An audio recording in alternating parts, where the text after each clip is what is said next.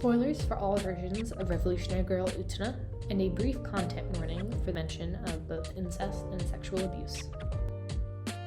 After finishing Adolescence of Utena, some of the audience may be confused about how Revolutionary Girl Utena's manga, anime, and the movie adaptation Adolescence of Utena connect together. At first glance, it seems like each exists in its own separate canon, but that is not the case. The world of Utena exists in a time loop where Akio attempts to unleash the power of Dios with the help of a duelist champion. While this is not an uncommon theory, whenever I see it, I only see people connect the anime and Adolescence of Utena together, never including the manga in the overall timeline, which I think is a mistake. In this video, I will attempt to formulate a clear timeline that includes the manga, anime, and Adolescence of Utena. But before I get into the timeline, let me explain a couple rules involving the time loop. The first rule is, if someone dies in the time loop, they become trapped in the time loop and can reappear in a physical form. But when their physical form fades, they are forgotten. Though this may sound crazy, we actually see this twice in the anime and in 2 of the bonus chapters of the manga. We first see this in the Dark Rose Seal arc, where Mikosh and the Nemuro Memorial Hall reappear after being burnt. They both exist as ghosts in this arc and are only remembered by people when they are in their physical form. As soon as Mikosh loses his duel against Utena, Utena and Mickey forget the hall and Mikosh. This happens again in the late series when we meet Ruka, a character who is not mentioned by name any other place. We only hear that Juri is a stand-in for him when he reappears later, apparently recovering from an illness. If this character is so important that he was a member of Student Council and a duelist himself, why is he not mentioned? This is because Ruka is dead. In the manga, we actually see him die at the end of his duel with Utena. But that's because the manga is less symbolic than the anime and actually shows you stuff, rather than hiding it in layers of symbolism. The shadow players also hint that Ruka has died, not naming him per se, but we have enough information to assume the person that you're talking about are Ruka. After his 2 to 3 episodes, the only time he is ever mentioned by another character is in one of the recap episodes. But those don't really count, because that's an outside perspective on the world through Akio and Dios' lenses. The only exception to the ghost rule is when someone dies in the castle in the final duel. At the end of the anime, Utena dies in the castle when she saves Anthe, but she is not a ghost because the final duel has different rules.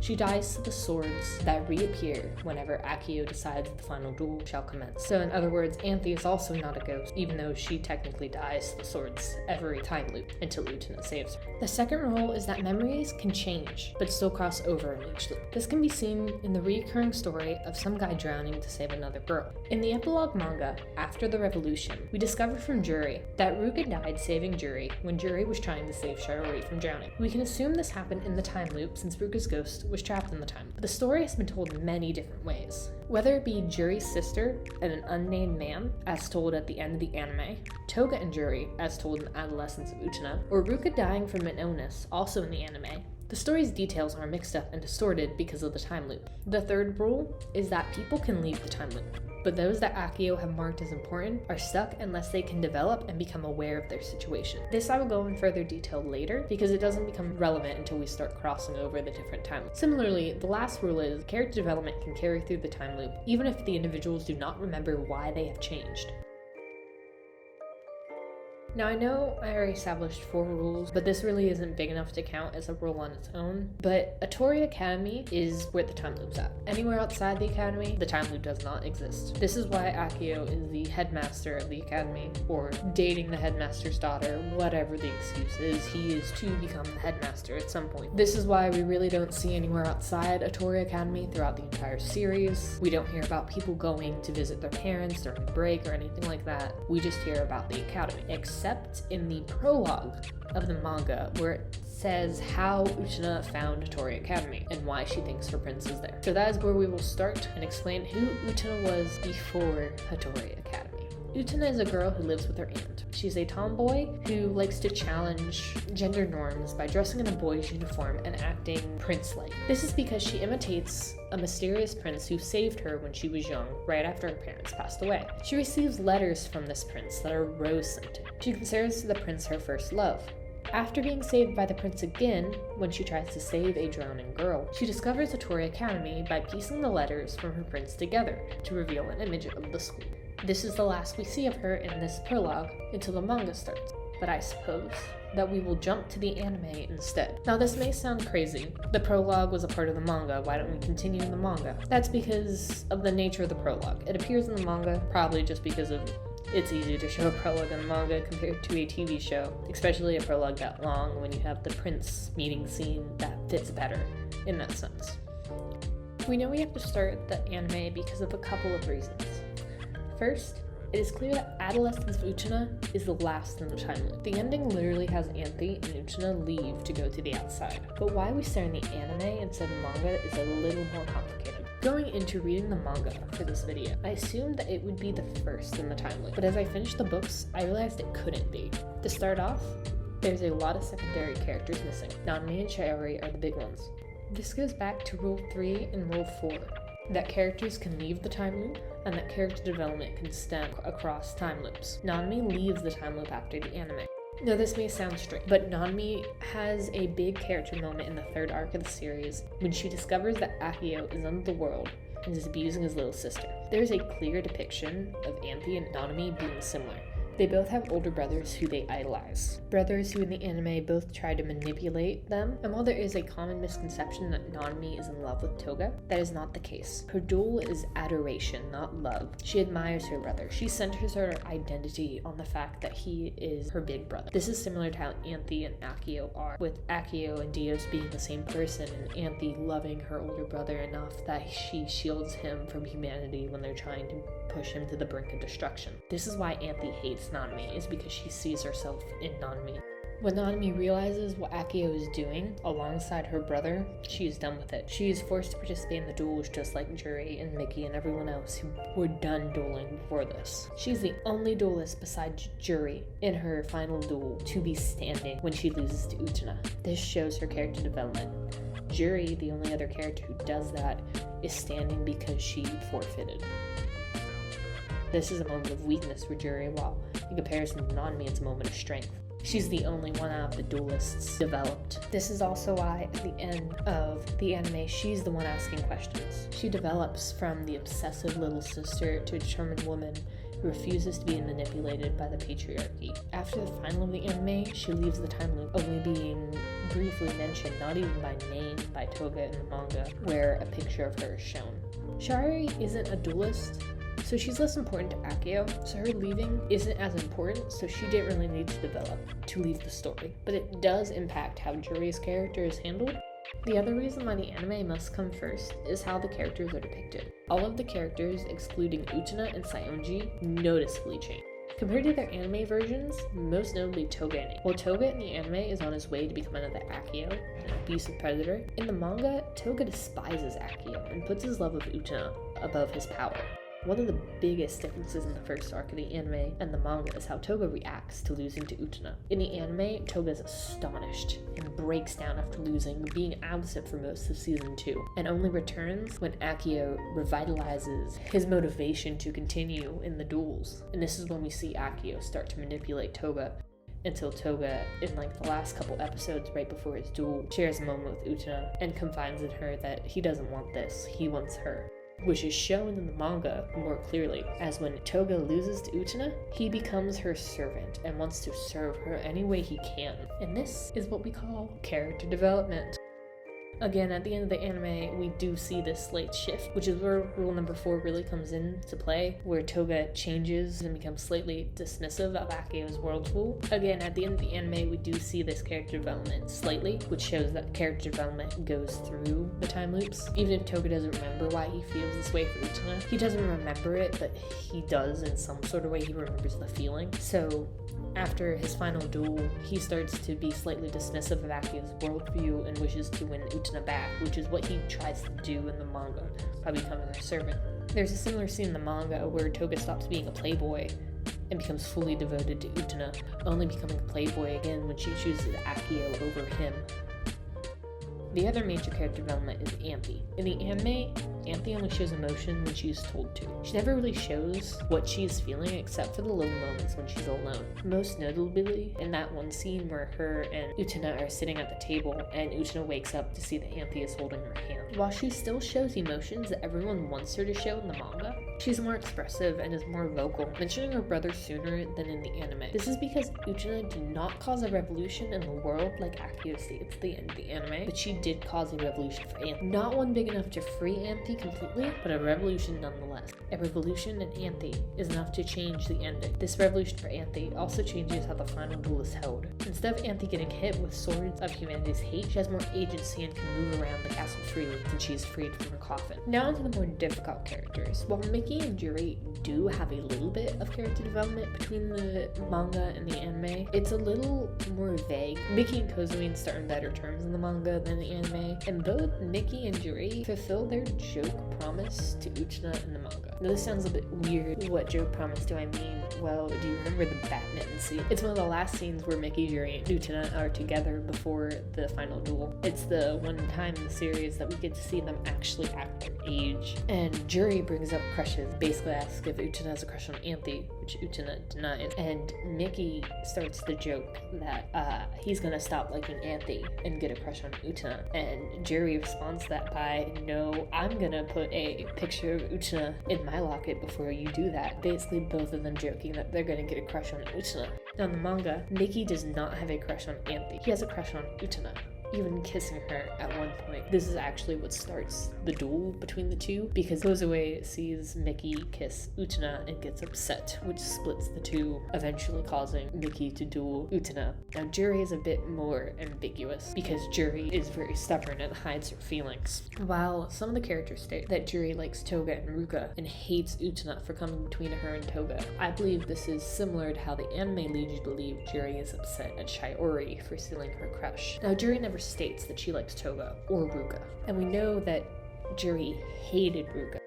Ruka stole Shiori from her and then broke Shiori's heart just to get to her. So the fact that people say she likes Ruka is a bit weird in the bonus chapter where Ruka appears. Now Toga, you can see a bit more because she is very mad at Utena when Toga steps in to save Utena when Saionji attacks her. But Juri is very defensive and really rude to Shiori in the anime because she's afraid of addressing her feelings and her weakness.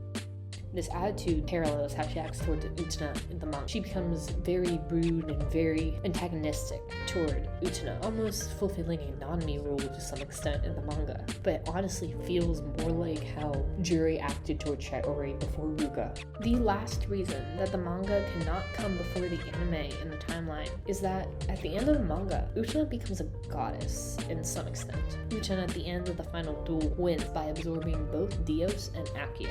If the manga truly did come first, Utena would have some sort of power in the anime, like she does in Adolescence of Utena. While it's not explicitly stated in Adolescence of Utena that Utena has some sort of power, it does hint at it when she makes things appear like the duelist ring, proving her divinity even if she herself isn't aware of it. The other thing is when she absorbs Akio and Dios, it basically kills Akio, which is why he is technically dead in Adolescence of Utena. The manga, even if Anthe is free, Akio is still alive, but he's not alive at the end of the manga, where Anthe is seen talking to Toga and basically fulfilling an Utena role before she goes out to find Utena. And now that we have established the connection to the anime and the manga, let's discuss Adolescence of Utena further.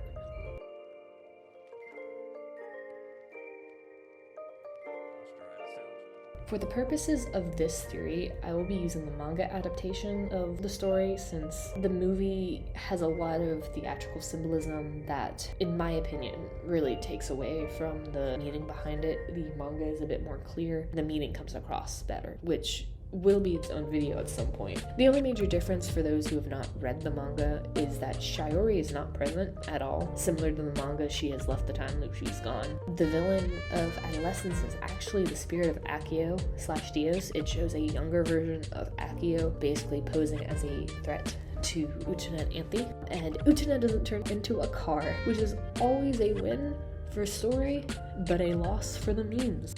There's not much in terms of character development between the manga and adolescents. The only two are Anthy and Toga. Anthy is no longer under the control of Akio, who is dead since Utena absorbed him and his divinity. So she's free. She gets to finally use her divinity as she pleases. She's no longer limited by Akio's rules. Why we know that Anthy has started her own time loop in Adolescence of Utena, and her goal is to find Utena in that time loop, is when she discusses with Toga that Utena saved a ring. When she presents the ring to Toga and discusses it with him, it sounds very similar to how Akio talked about restarting the duels at the end of the anime, which implies that Anthy is beginning a revolution of her own. This time she's in charge and she's determined to find Utena. But by doing so, she is still trapped in Akio's world as she is reusing the time loop he created with the same rules that limited her to begin with. Toga is a little complicated, to say the least. At first, it appears that he's a ghost, but that doesn't make sense with the rules that we have established, because if someone is a ghost and they disappear and their physical form fades, which we see happen when Utena duels Toga, no one remembers them. We see this with Mikage, we see this with Ruka. As soon as they disappear, no one remembers who they are. It's as if they did not exist. But both Utena and Anthy discuss Toga and explicitly state that he is a ghost. So why, if he doesn't follow the rules that we have established for ghosts in this universe, is he a ghost? Well, because Toga doesn't exist at all. Toga has left the time loop. He's gone. He's already in the outside world. But Utena is holding on to her memory of him. Now, Utena is similarly complicated as Toga, and we need to talk about her first before I fully explain Toga being a figment of Utena's imagination. Utena, after absorbing Akio and Dios, vanishes. She fades from existence, and people forget her like they did in the anime when she died. Now, she's not dead. She has absorbed a god and become the god herself. In doing so, she sacrificed her memories, which is why she does not remember Anthy when she reappears in the time loop. She is still under the manipulation of the time loop where she forgets stuff. Now, her own memories and her devotion to Toga made her form different ones. Like I said before, memories can be altered and hashed together. This is why the Ruka story has changed. So Utena believes that her and Toga dated, which is kind of true in some regard. They dated for long and that someone came between them. I don't know if it's clearly stated that it was a woman in particular, but someone came between them. And she believes it's Anthy because technically a dark-skinned, purple-haired person did come between Toga and Utena, but it was not Anthy. It was Akio, because in the manga, Utena chooses Akio over Toga, which makes Toga leave her. And in the anime, technically, Toga first chooses Akio over his love for Utena in the 3rd season. So, with Akio no longer being present as anything but a corpse, to remind Anthy that her brother no longer has control over her, her screwed up memory has no one else to blame except Anthy. When Utena wins Anthy's duel and addresses Toga's death, the made-up Toga disappears. Utena's memories return to some extent, making her realize that her and Anthy need to leave the time loop instead of carrying on inside of it.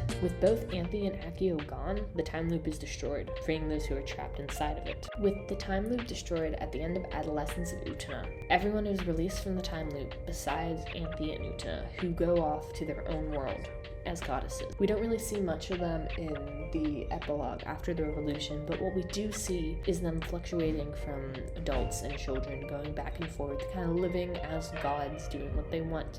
They don't exist on the same plane as the other characters. The other characters are navigating their lives, and when the gods intervene, both Utena and Anthy, and at one point the ghost of Akio, it's clear that this is not a normal occurrence, and they are not viewed as regular people. This is why Toga acts like his anime version in the epilogue, because while in the time loop, character development stayed, with him developing as the direct result of Utena's interference, since Utena is no longer a part of his world at all. His character development reverts back to who he was, which is why he is so broken and bitter in After the Revolution, and only really develops when Utena reappears and starts guiding the rest of the duelists. With all this in mind, the timeline goes something like this.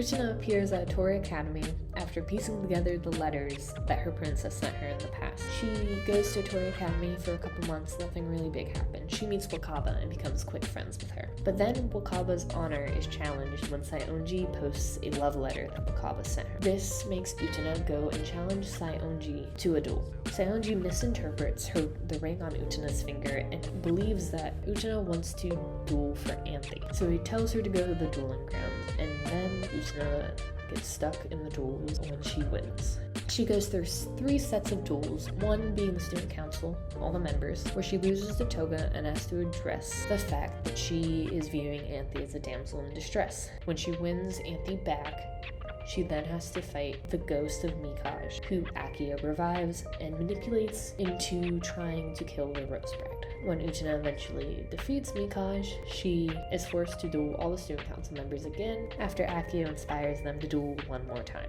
While this is going on, Anthy is working with Akio to seduce Utena. When Utena is successfully seduced by Akio and the final duel occurs, Utena loses when Anthy betrays her.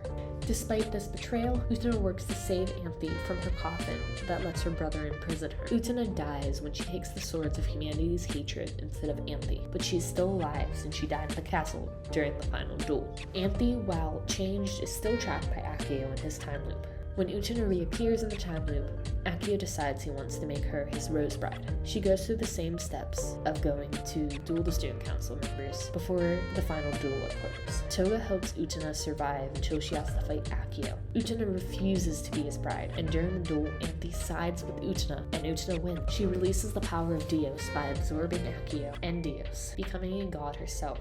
But in doing so, she disappears, losing her memory in the process. With Akio defeated, Anthy, still stuck in Akio's worldview, creates her own time loop in hopes of finding Utena once again.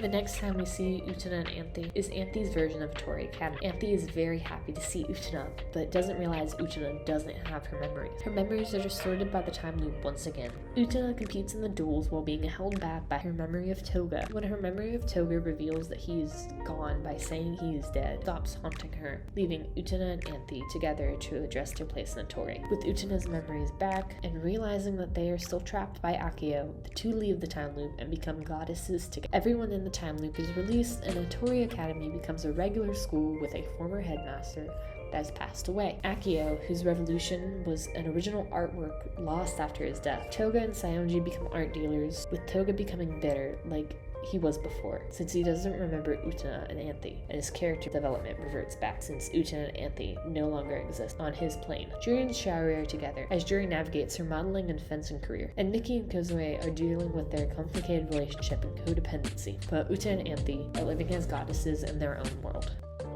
So that is my take on the timeline of the Revolutionary Girl Utena. If you have any theories of your own about the timeline, you can say I'm completely wrong if you want to. I really would like to hear your own theories. This series is so interesting with how much symbolism and coding there is, and how much you can really go into the theories about this. This may be the first time I discuss this series, but it will not be the last. Thank you so much for watching. This has been Sally from Nerdy Girl Production. I appreciate your existence. Go out and revolutionize the world.